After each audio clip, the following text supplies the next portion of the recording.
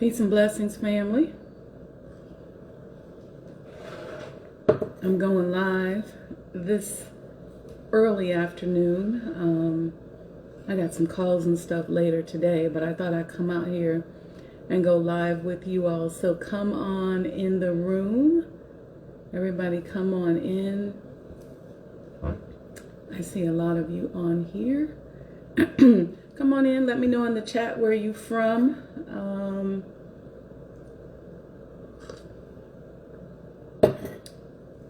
Let's see. I see Muhammad Darlitha. I see Aliyah Muhammad. I see Fab Consulting. So welcome to all of you. This is going to be just a quick, maybe 10-minute live. Just to talk a little bit. Some of you all have been texting and emailing me and even DMing me like, where you at? Where you been? Because you all see me on YouTube, but you haven't been seeing me on IG. Okay, I see you. I see you, Houston. Congratulations to my cousins at Mosque number 45 for this beautiful celebration that they had. I really wish I could have been able to make it. Let's see here. So come on in the room. Welcome. I see Houston in the house. Jeff 13077. NOI Montgomery in the house. Welcome. Come on in the room. So some of you all have been asking, like, you know, where you been, what you've been doing, what you reading, what's going on. Normally on Sundays, I kind of let that be a free flow day. I actually have work to do today on this particular Sunday, mainly in the form of phone calls and stuff like that. So yeah, I've been away. Royal Travel, welcome. Ahmed Planet, Wavy 7. Y'all come on in, welcome. And if you know me, you know that when I get quiet, it's usually because I'm in the lab. I'm usually in the lab. I'm usually working. I'm usually creating. I'm usually doing something where I'm working on myself that requires some kind of dedication. I literally been doing 2 workouts a day. But the real big thing is just really creating. Not only just creating the cost centers for the Honorable Elijah Muhammad House, but I started a new business. I actually started 2 new businesses. Uh-oh. Sorry about that, y'all. This is why I don't go live on my phone, because it be falling and phone be ringing and text be coming in. But for some reason I couldn't go live on my iPad. Anyway, so the new business is, most of you all know that I built a micro hospital. I was very blessed to fall into that project with my business partner, Dr. Jeffrey Dormu. We started off with, we had 4 clinics, and then we expanded the clinics into surgery centers, and then freestanding surgery centers, and a ambulatory surgery center. And then we consolidated all of that into a micro hospital. And it took about 4 years. I was the lead builder, developer, designer, all of that on there. And so I learned a lot. I at the same time did consulting work with the hospitals. So I know the business, I know the healthcare business, I know the other side of the healthcare business. I work so closely with surgeons that I received an honorary doctorate degree. I don't use it that much, but it's up here. You all see it. So the idea with the business that we're doing, and right now we're working with a couple clients, is we're showing healthcare professionals how to navigate from the big box systems. And this is not being anti-big box, because we need them. We need the trauma centers. We need all of that. But really giving the doctors more freedom and being their ally in the process. The business is called Allies. And we're really being their ally in the process of them moving from where they are to a more independent space, and even showing them if they need to toggle, because if you got a surgery center or a freestanding surgery center, ambulatory surgery center, you're going to need a connection to a hospital, so that if anybody's in your facility and they get in trouble, you have a place where you can go, and you have to have admitting privileges there. So that's a whole nother process. But in starting the business, a lot of times what happens with our clinicians is that oftentimes they mean well, but we have to help them to understand how what they may have learned in school, this is if they're open to it, because I do a talk, let me just say this, I do a talk with them before and do a little webinar, because a lot of people aren't ready. And a lot of people are offended that somebody with an honorary doctorate degree is trying to tell them what to do. I'm not trying to tell you what to do. I'm just showing you how to structure your business based on my 12 years of experience on this side of the game. And so the idea is to show you that oftentimes what you did or did not learn in school is not necessarily conducive to the overall health of the patient. It's oftentimes insurance driven. And even as patients, we usually just relegate our health care to what our insurance companies will pay for. So if the insurance company don't pay for it, we go, okay, well, I ain't getting it. But health care and your health is bigger than what the insurance companies will pay for. And I'm not anti-insurance companies either, because there's insurance companies out here who will sit down and listen to you. I know, because I've done it. They'll listen to a presentation where you can show them how you can contribute to the health of their patients. You can actually save them money so that so the patients aren't caught up on this hamster wheel where they have to keep going to the doctor and they have to keep reimbursing. So there's a lot involved. There's a lot to show our clinicians on how to open the office, where the office needs to be located, what it needs to look like, what your patient flow and patient mix needs to be, how you negotiate with your vendors, how you make sure that you're in compliance. So we will help you get started. We will come in and consult your existing business. If you're struggling, show you some tips and techniques on how you can make more money in your business and how you can do a better job at servicing your patients. We also will come in on a quarterly basis. I call it our finger on the pulse. And our finger on the pulse is just helping to see if you're in compliance. And generally just coming to your business, we'll do a complete analysis of your practice, give you a consultation. We'll show you how to train your staff, because staffing is important. Sometimes you hire people and they might be like a Broomhilda per se, sitting at the front desk running your patients away. Understanding the psychology of different types of patients. So there's a certain type of patient that has a certain demographic and they have certain behavioral patterns as it relates to their response to health care, how they see health care. So we help you understand that. We help you show you how to build your patient mix, not only from an insurance standpoint, but just from the psychology of the patients. And really show you how to make some extra money and buy back some of your life. Because, this was going on before the pandemic, but even after the pandemic, clinicians are getting paid very little money for doing a lot of work. And we just want to show you how to even that playing field out a little bit so that you can become healthy. We don't want you shortening your lifespan by sacrificing your health, in the name of just trying to keep up with the way this game is played. So we show you all of that. We even work with people who are going into medical school. So we can really help you see whether or not you really truly want to be a doctor. See, because I've interviewed, and I also show my clients how to interview doctors in order to flesh that out. Because we live in a world now where, you see the world based on the way the world responds to you. And if you're a teenager and your parents are like, oh, this is so-and-so, they want to be a doctor. My father used to call me his little mogul. I love that to this day. But it was okay because I really did want to be a mogul. I really wanted to be a business owner. I wanted to own several businesses and be an industry disruptor.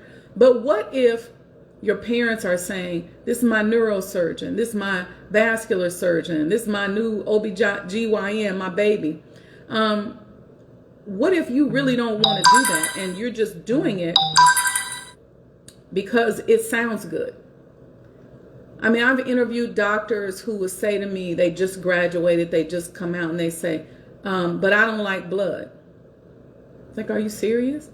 They said, well, yeah, I don't like this, or I'm afraid. Had one lady say to me, I get really emotional and afraid when I see people vomit. I said, you're in the wrong field. Like, what are you doing? So you get a lot of that. And that's because that person really didn't have the spirit to do what they do. Maybe they should be in research. But you have to be careful because a lot of these people are in the field because there's money in the field, but they don't have the passion. See, you want to hire healthcare workers who not only have the passion, but whose passion is so powerful that they function on a revelation, in a revelationary space. You all have heard me talk about that, where it's beyond their intellectual capacity. I've watched my business partner literally allow God to flow through him. I've scrubbed in with him in the OR, scrubbed in, and I've watched him turn into somebody else. His countenance will change. What he does changes. And I've watched the people that he's hired do the same. And I'm talking about these might be people that everybody gave up on. We developed a reputation where our patient base was usually, we were their third or fourth opinion because they had been going around to other places and people gave up on them. I'll show you how to infuse a certain amount of tough love into dealing with our patients, right?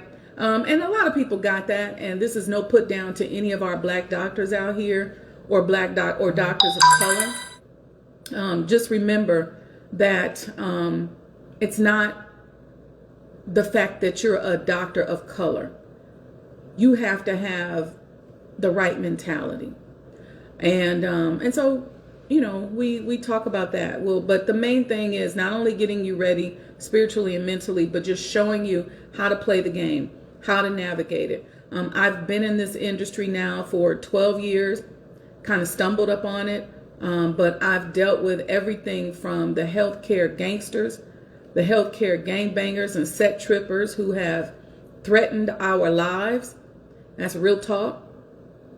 To the vendors who have become great friends of ours, who, when nobody else would offer us consignment for supplies, certain vendors came in and said, we see what you all are doing. We're going to give you a consignment. You got other vendors who will, you can negotiate to get vendor financing for your equipment. And I'll show you how to work with vendors so that you aren't influenced by the fact that you may have gotten a deal with them. That's important too, because a lot of times these vendors and these reps, kind of their mojo is how much business about each doctor they can spread to the next one. And so they'll come into your practice and tell the business about the next person and the next person and the next person. And it's natural. Everybody wants to know about their competition. They want to know what's up. But that can be a little bit dangerous to your business. So, long story short, that business is starting. If you know people who are interested and want to learn more, what you can do is have them to send me an email about their business. This is a very tailored approach because each healthcare worker is different. Their situation is different. Some people have taken advances from the hospital. They have contractual obligations. Some people have taken money. I had a client who took some money and promised that she would go and work on an Indian reservation. And she hasn't done it yet. But she wants to start out on her own, but she either got to get out of that deal or go serve her time on a reservation. So there's a lot involved. I'll show you how to navigate if you're a foreign medical grad. We've worked with people who are foreign medical grads.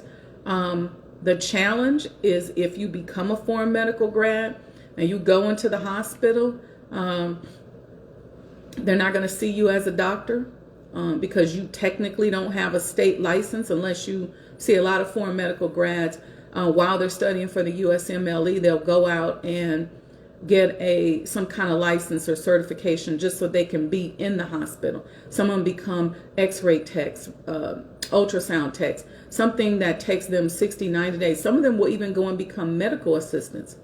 So imagine you're a foreign medical grad, you're a doctor, you come back to the U.S. Because you don't have your medical license, you have to go into the hospital as a medical assistant. And if you're in a teaching hospital, good luck in getting some experience because those residents and stuff are going to boot you out. So we're going to show you how to navigate that. We've helped a couple of foreign medical grads to get residencies so that they can go on and do what it is that they went to school to do. So that's one of the things. And then in addition to that, building that business. Oh, I know what I was going to say. We have not done the website yet, so they can just send me an email. Send an email to me at mindofanentrepreneurtoday@gmail.com. If you're interested in those services, I'll come back out. I'll put together like a flyer or something. And I'll make a link in the bio so that they can contact me. And if you have other business ventures and you want some coaching and consulting, click the link in the bio. You can set up a one-on-one coaching. I have cleared my schedule. I'm currently done with all my one-on-one clients, so we're starting over from scratch. I have people who were with me for 4 months and 6 months, and they've done well with their business, and so now we're transitioning them over to like a quarterly review, or I may be sitting on their board. But click the link in the bio. If you book a consultation, I will give you one free. So that's for just about any industry that you're in. If you're a healthcare professional, send me an email or book. You can expedite it if you go ahead and book your session. And I'll put something customized together for you to help you make some money in this game and navigate around. Because even if you don't experience the threats like we did, just the low amount of money and not being able to sustain the office, you got people opening up urgent care centers and nursing homes, and they can't keep the doors open. That's because they don't know how to navigate this predatory system, and I can show you that. And then in addition, you all see right here on the bottom, we've been getting ready. We got our next shipment of the commemorative Elijah coin pendants coming in next week. So you need to make sure you click this link right here. And the link is also in the bio, and go out and pre-order. We want you to participate with us. We're going to be doing one of my experienced reps, especially if you're in LA or Atlanta. We got experienced reps in LA, Atlanta, and Chicago. And they're called the Honorable Elijah Muhammad Experience Reps. They're going to be talking to you about the shipment that's coming in. You need to get it fast. Y'all remember the minister said him and mother are going to go and wear the coin. Is going to be in the final call. So we won't have these for a while. So go out and get them. They make great gifts. I'm big on wearing jewelry that matters. Anytime you see me, I have on something that means something. It's just a way that I've just started to blend and work my psychology of who I am over the years. So you'll see me either with a ring on or a chain or a necklace. But all you got to do is ask me, what does that mean? And I'll tell you, it'll have some kind of meaning or sentimental value. So wearing jewelry that matters is very important. So go out there, click the link in the bio, click the link below. Make sure you order your commemorative Elijah coin. And the beautiful thing about these coins is that you're literally wearing a piece of the Honorable Elijah Muhammad's house. And I'm going to tell you something. It makes sense in this world for you to wear something that ties you to the lifeline that means something to you. That's why you see people, Catholics, saying, oh, this is Saint Michael or Saint Mary, or these different pendants that they may wear. And they wear them because it's a symbol and a reminder to their lifeline. So, all right, family, with that, I got to jump on another call. I just wanted to let you guys know that about the new business and why I've been so quiet, because I've been in the lab. And I keep saying this, but I'll try to do a better job. Listen, if you have Roku TV, go out there and add the Mind of an Entrepreneur show to your lineup, okay? Because we're testing out, building out our own network for a lot of different reasons. And so now we're starting the network out. We're on Roku TV. So go out there. Also, make sure that you like and subscribe to the Sajdah Wendy Muhammad YouTube channel.